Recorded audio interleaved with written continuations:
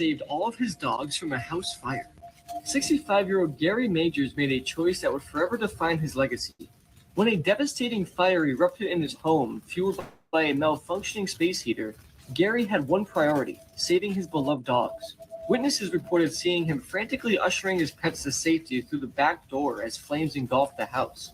But in a cruel twist of fate, as firefighters arrived, they discovered Gary's lifeless body near the doorway, just steps away from escape. He successfully saved all 8 of his dogs, but succumbed to smoke inhalation while ensuring they made it out alive. Neighbors described Gary as a quiet, kind man who loved these dogs more than anything. His pack included rescues and senior dogs, their names etched into collars he carefully fastened each morning. Firefighters found the animals huddled together outside, unharmed but visibly distressed, as if waiting for their savior to follow them. To Gary, they weren't just dogs, they were his family. Though Gary didn't survive, his act of unconditional love went viral, with animal advocates calling him a quiet hero. A local shelter later honored him by naming a kennel wing in his memory, ensuring his compassion lives on. What happened? His eye just turned green. What do you mean they turned green? Oh, hell no. Don't throw it to me! What happened? They just turned green and I was cleaning my room.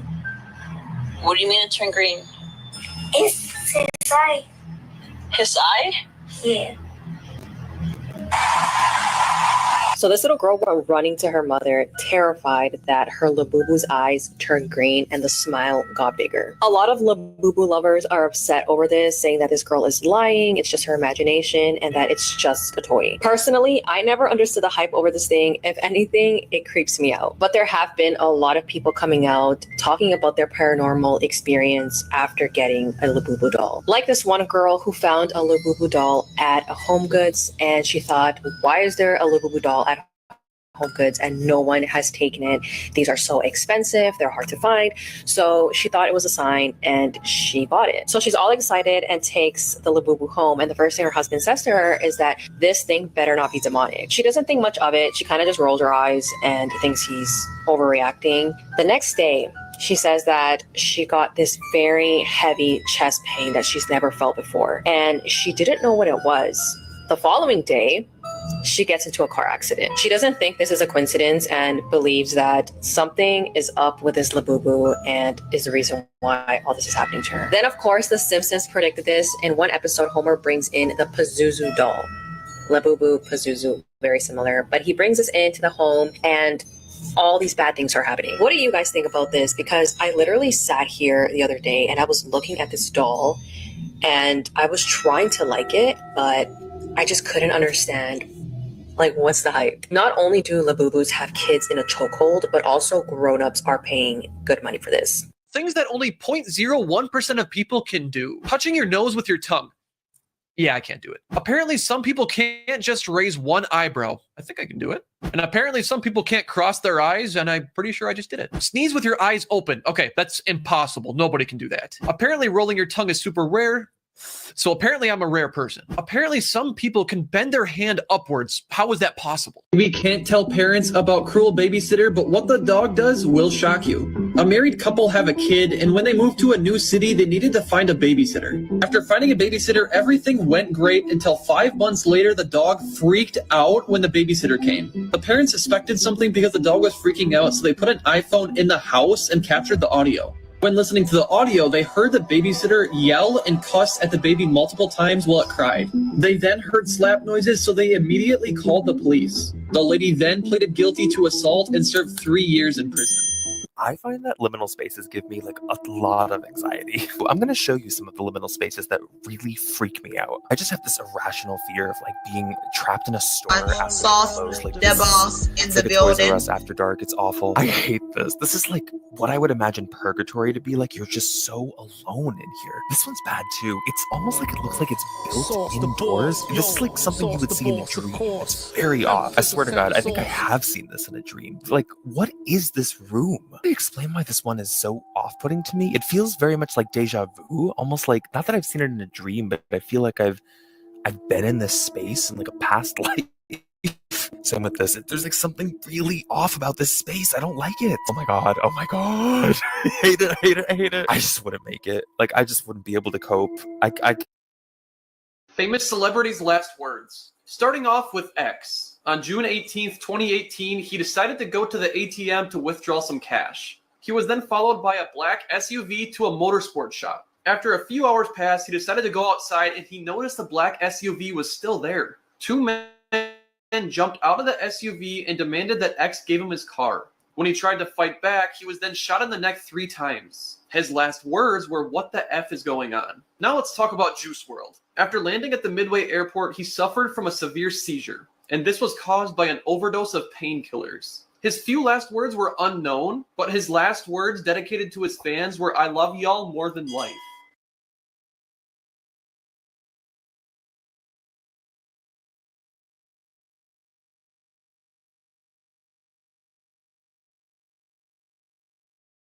Terrifying apps you should never download, part 1. Up first, we have Camster Pro. Now, from an outside perspective, it actually looks quite cool and completely harmless. Now, when downloaded on an iPhone, it gives you an option to connect to a network of iPhones, which will connect you to security footage, MacBook cameras, iPhone cameras, so you can essentially watch other people. That's already strange, but it gets worse. What isn't told to you is when you download this app, you are unknowingly giving other people free reign to look through your device's camera, meaning other app users from around the world could be staring at you through your iPhone and you wouldn't have a clue. Now share this with a friend to make sure they never download this app because this could legitimately save their life.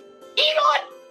How rare is your body compared to the rest of the world? Favorite and comment on this video if you have any of these. First up, only 4% of people have Raynaud's syndrome. This is when part of your body, typically your fingers and toes, start to turn white when they're exposed to low temperatures. Only 16% of people can make a roaring sound in their head using their jaw. Now you can do this because you can control a small muscle in your jaw. Only 35% of people globally have 20/20 vision. That means 2/3 of the population cannot see perfectly. 10% of people are left-handed. As well, studies show these people typically live shorter lives. Only 5% of people globally have tongues that are tied.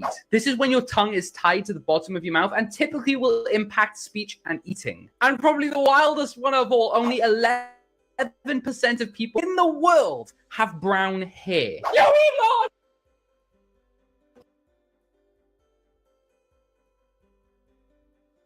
Makeup is forbidden by God, and I'm not telling you not to wear makeup, but I want you to know the history of it. The word glamour actually means to cast a spell on someone. That's why when you do your makeup, you use a brush, which is actually called a wand, and when you rub it on your face, you turn into something different. Look at this picture. This guy did not used to look like this before he started wearing glamour or makeup. Look at the definition. The original definition of glamour is actually magic. That's why you see for definition number 2, it says enchantment or magic. It's the archaic version or the original version of what glamour means. And in the book of Enoch, angels actually came down to earth to teach women how to use makeup. And this is what it says. In the book of Enoch, it says the fallen angel, Azazel, taught men to make swords and knives and shields and breastplates, made known to them from the metals of the earth, and the art of working them, in bracelets and ornaments, and the use of antimony, and the beautifying of the eyelids. If you read the book of Ezekiel, where it talks about Jezebel, it also mentions the beautifying of eyelids. That is because it makes you look better than you actually do. It's transformation. It's a ritual, basically. It was taught by angels.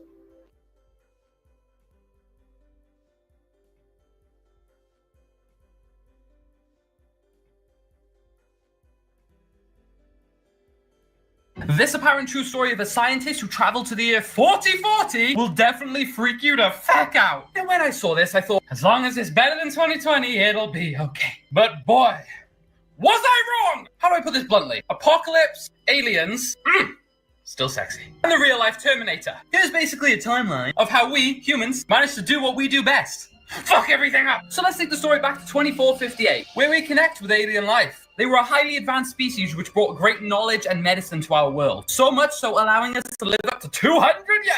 So all you're telling me is, I can still do the renegade when I'm 180. Nice. Honestly, the whole alien part of this story isn't bad. But in 3230, we create AI which outsmart humans, which tried to take over the planet. Oh yeah, and they succeeded. The war raged on for centuries, and by 4040, the real-life fucking Terminator had laid waste to Earth. But that's nothing compared to the guy who claims he's from 6491. 2020 ain't looking so bad right now. If you ever see this, you need to run fast. This video is crazy. Make sure to follow and like so everybody can see this. If you ever see this outside, you need to get out of there fast, because that is actually quicksand. And if you were to walk into quicksand, you would get stuck. And the most dangerous part is if water gets added, because if water and quicksand mix, you could actually drown. Make sure to share this with a friend so you can keep them safe. Dirty animal facts that biology class definitely did not teach you.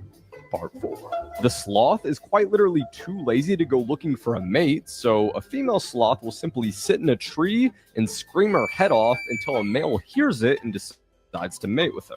Whenever they feel threatened, turkey vultures will quite literally vomit on their predators to defend themselves. If you and I get too hot, we simply sweat to cool down, but if a vulture gets too hot, it will urinate on its own body to cool off. This also helps kill any diseases they picked up walking through the carcasses of dead animals. Could y'all imagine being so damn dirty that piss cleans you off?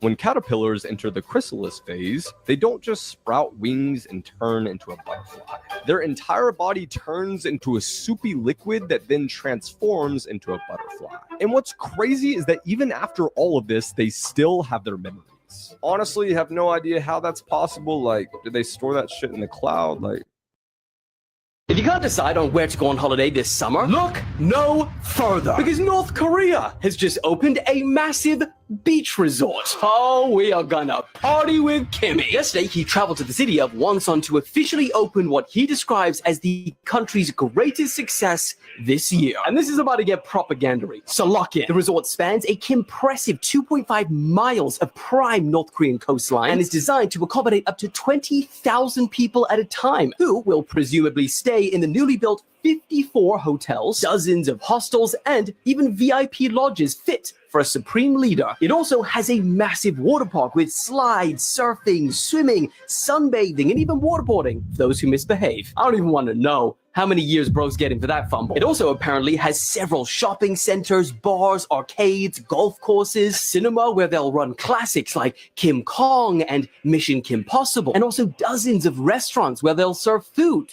when they have it. Kim was seen yesterday touring the facility with his daughter and his wife, who we actually don't see very often. And then in the evening, they had a huge celebration with a concert, excited fans, and even set off a bunch of what's known in the country as recreational missiles. Now, the good news is that this luxury resort will be open on Tuesday. Bad news is that as of right now, it's only for North Koreans. But about you, and it's no one else like you is what they're getting. Positive vibes only. So here's some things Shout out that to I King learned Saul's today. boss This in is the the building. apple tree where Isaac Newton discovered gravity. It's literally still growing in England today and is now over 350 years old. 90% of the 300,000 Ferraris that have been produced since they started in 1947 are still working and on the road today. They accidentally put an auto reply email as the Welsh translation on a road sign. It was apparently supposed to say no entry for heavy goods vehicles. Instead, it said, I am not in the office at the moment. A French journalist blinked out a 130-page bestseller using only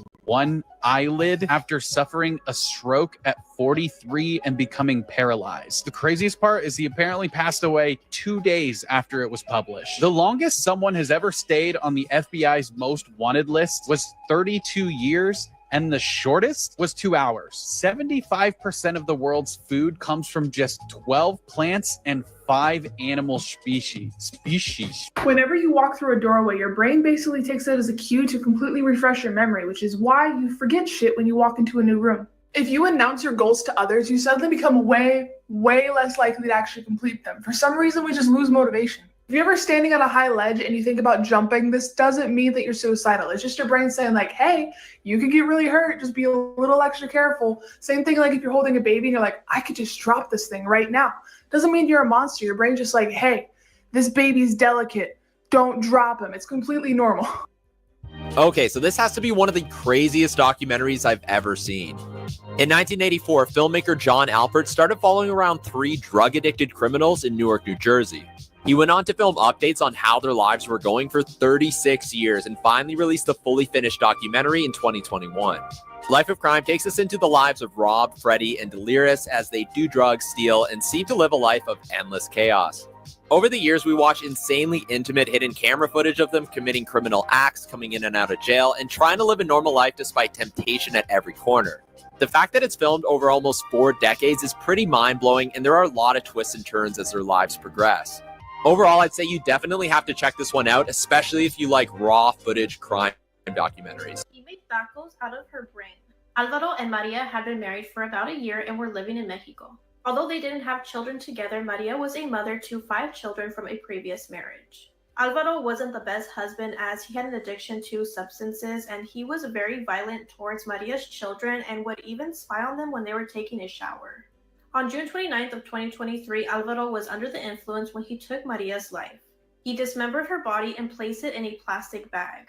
Some of Maria's body parts were left at the home while others were left at a ravine. Alvaro ate part of Maria's brain in tacos and used her shattered skull as an ashtray.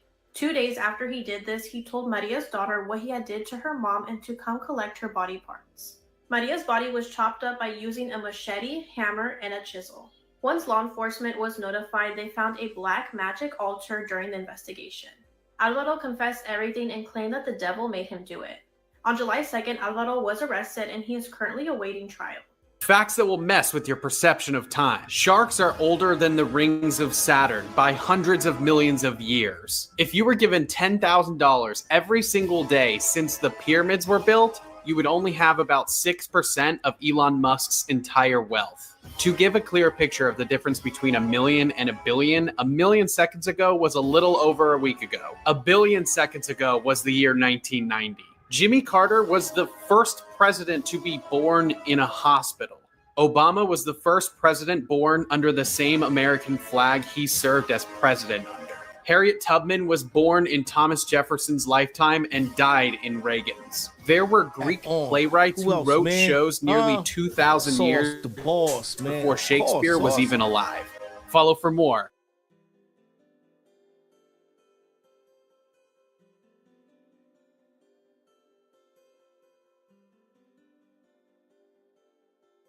This is a true horrifying story of Handan School in Uganda. This school is an Islamic boarding school for girls. It was donated by one of the royal family members of Dubai 22 years ago. This story was submitted by Afra. An Arabic girl back in 2009 was a student at this high school. She knew that the school was haunted and that there was a graveyard right behind the school. And she heard rumors of many incidents where girls were possessed by jinns. But everything's full Islamic boarding schools in that region. But that does not deny the fact that jinns may live inside the school. Afra experienced something, and being in her 30s today, this one incident will always haunt her. Afra had a mutual friend that was a student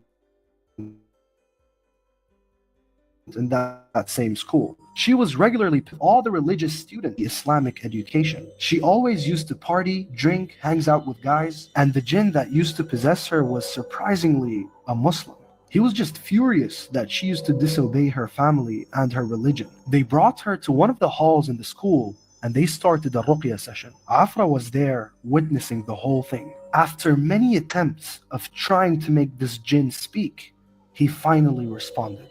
I am possessing this girl because she disobeys. I will not leave until she changes. They were all shocked and they proceed with the recitation. The moment they stop, just for a few seconds, the possessed girl stares at Afra. Who is this girl? Why is she very quiet? She is very pretty, very nice, but I cannot go near her. Afra froze in her place. She felt numb all around and she was not able to move a single muscle. The Imam was intrigued, so he asks the jinn, why can't you go near her? What is stopping you? It was a back and forth question. The jinn kept saying, I can't. Why can't you? Until it responded. There is someone in front of her with light. What does that mean? They ask. There is someone in front of her with light. I can't go near her. They couldn't interpret what this was exactly. It could have been the veil of light from the Athkar. But regardless, Afra will never forget the demon's eyes staring deep into her soul, wanting to possess her.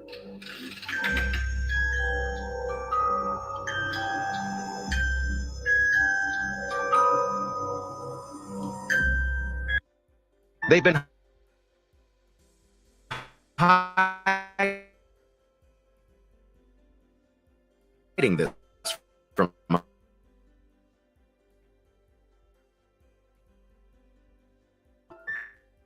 America and miles, and you're still not there. So ask yourself, how did ancient people over 2,000 years ago build something that long without modern machines? They started building it in 220 BC. That's before Jesus even walked the earth. And here's the wild part. It took over 1,000 years to complete. No kingdom, no emperor spends that kind of time and resources unless they're terrified of something. So what were they scared of? Now here's where things get weird. Look closely at the wall. The steep side with the lookout posts. It actually faces China, not the outside. That's right. The defensive side is aimed inward, which makes no sense. Unless the wall wasn't built to keep enemies out, but to keep something inside. Some believe it wasn't built by the Chinese at all, but by the Tartarian Empire. If that's true, what were they trying to contain in ancient China? And why does no one ever talk about this? Follow to learn more about the secrets they don't want you to know. Gypsy Rose is completely crashing out, spiraling. And this is why. Gypsy Rose critics have rented a mobile billboard. It will be driving around the French Quarter until 1 a.m. They are also handing out flyers with a QR code where information about the case can be found, including the truth, the facts, the evidence. And Gypsy Rose, she's livid. Apparently, she is having a total crash out that this is even happening. But GRB, what do you expect? People are finally seeing the true narrative here. This group of women have taken up donations to fund this project. I am not sure exactly who is heading this up or who is involved. Please tag them below if you know them. I just think this was such a great idea. Finally, a little piece of justice can be served.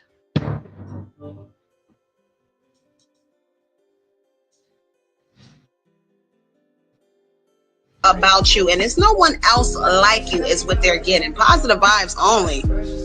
Shout out to King Sauce Boss in the building. Sauce the boss, yo, Sauce the boss, of course. Hence, it's a simple sauce. This is Robert Hansen, also known as the Butcher Baker, and he would abduct his victims, fly them out to Alaska where he lived, and release them into the wild and hunt them until they were dead. He thought this was some sick game and he loved playing it. He would also assault his victims and torture them in various ways. He usually targeted women that were sex workers, so like prostitutes and stuff like that. There had been many reports on these sex workers and then dancers disappearing in the 70s, and then in the 1980s, they found bodies. They found two bodies next to each other with similar shell casings in there, indicating that they were killed with a hunting rifle. Robert Hansen himself was not an unsuccessful person, too. He was kind of an unsuspecting guy. He was married, 2 kids, and he was the town's baker, hence the name Butcher Baker. When he was caught, the police were shocked. They would go down to him for like donuts and coffee all the time at his shop. This is going to make you guys mad. In 1983, this woman was found handcuffed and half-clothed in the Alaskan wilderness and very disheveled. She told the police about what happened. She got abducted, tortured. This guy flew her out on his plane. He had a pilot license and everything, so we'd fly out the people there, and then tortured her and hunted her in the wild. They thought that was so far-fetched from the truth that they didn't even believe her. This happened another time with the same story, and they'd been suspecting that, Robert Hansen may be the guy at this point. It was like 10 years later. Because in 1971, that was the first time he was accused of assault. However, it was kind of a cold case. I guess police didn't take it seriously. And then in 1983, they're just like, okay, too many people are disappearing. Let's believe this woman and let's go check it out. All of the descriptions she made, even from the interior of the home to the plane, were all accurate. They found jewelry of the women that went missing. They also found a map with a bunch of X's of the Alaskan wilderness. All of the X's represented where he found his prey and how he killed them. The rifle matched the bullet casings of the first 2 women found next to each other. They went out there to every single spot where that X was marked with the search dogs, and they found bodies just everywhere. When Robert Hansen realized he was caught and the police were searching his home, his face was red, all his hairs were standing up. It was just very obvious at this point that they had got him. He would end up confessing to 17 murders. However, that number was probably higher because there have been 31 women that have come forward accusing him of assault and torture. He would die in 2014. He got life in prison. He died at the age of 75. What are your opinions on the story? Let me know. On December 1st, 2007, John Darwin walked into the West End Central Police Station in London, England.